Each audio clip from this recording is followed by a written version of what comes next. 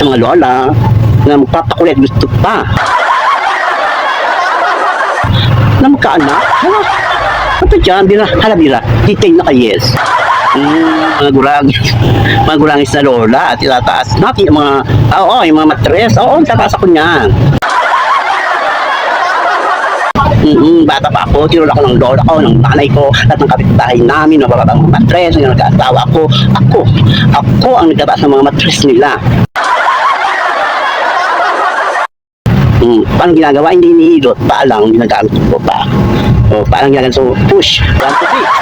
1, 2, 3. Gano'n, push ng tataas ng matres. At gano'n ang pakiramdam ng mababang matres at yung mga hindi kaanak na.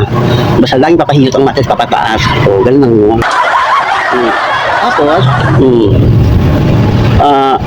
sa mga lola, nako, pag pinaghimalaan kayo, di ba? Bongga kayo. Pag pinaghimalaan kayo tataos din. At nagbuntis ka, may anak ka na, may apo ka. O, mabango ka? Magkakamali ng apo mo, yung anak mo. Kiber.